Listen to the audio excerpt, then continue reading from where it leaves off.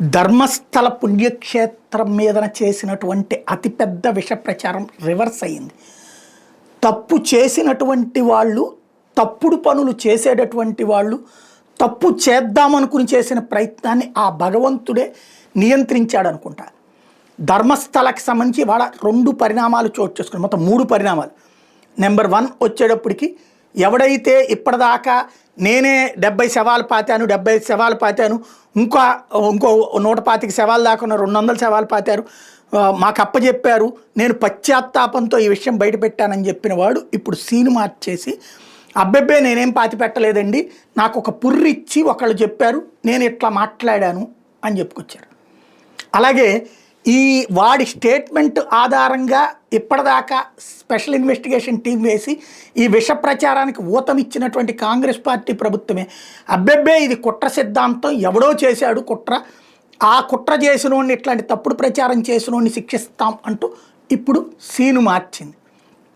3వది వచ్చేటప్పటికి ఎవడైతే సమీర్ అనేటటువంటి వాడు అక్కడ ఈ విష ప్రచారంలో కీలకమైన పాత్ర పోషించినటువంటి కర్ణాటక యూట్యూబర్, వాడే అక్కడ పబ్లిక్ కొట్టబోయింది. ఆ టైంలో పబ్లిక్ మీద కూడా కేసులు పెట్టినటువంటి పరిస్థితి. ఇప్పుడు వాడు అసలు ఆర్టిఫిషియల్ ఇంటెలిజెన్స్తో శవాల వీడియోలు కూడా సృష్టించేశాడు, ఫోటోషాపీతో అక్కడ ఎముకల గొట్టల్ని కూడా చూపించేశాడు. దాన్నే మిగతా సోషల్ మీడియా వాళ్ళు ప్రొజెక్ట్ చేసుకొచ్చారు.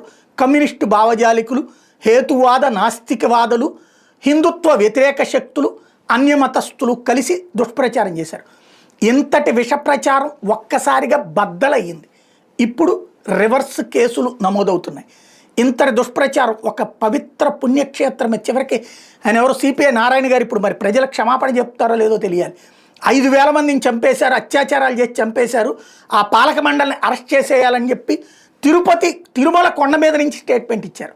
తిరుమల పవిత్ర పుణ్యక్షేత్రంలో నుంచుని ధర్మస్థలం మీదన విష ప్రచారం చేయడంలో ఆయన కూడా పాత్ర పోషించారు. ఇప్పుడు వీళ్ళందరూ ఏం చెప్తారు సమాజానికి?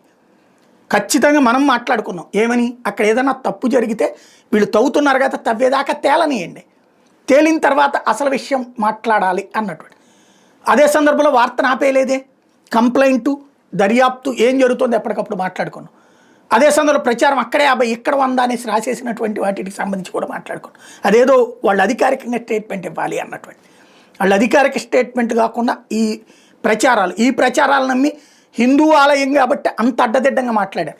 అదే ఒక క్రైస్తవ ప్రార్థనా స్థలం, ఒక ముస్లిం ప్రార్థనా స్థలం మీద అయితే కనుక ఏమంటారు, ముందు తేలనీయండి అంటారా లేదా, సంగతి తేల్చండి అంటారా లేదా? అదే ఒక హిందూ పుణ్యక్షేత్రానికి వచ్చేటప్పటికి ఎందుకు వీళ్ళకి ఇంత నిర్లక్ష్యం, ఎందుకు ఇంత దుర్మార్గమైనటువంటి ప్రచారం, ఎందుకు ఇంత తప్పుడు ప్రచారం, ఎందుకు ఈ విధంగా అవమానించడం? మరి వీళ్ళని ఏం చేయాలి? అది ప్రశ్న.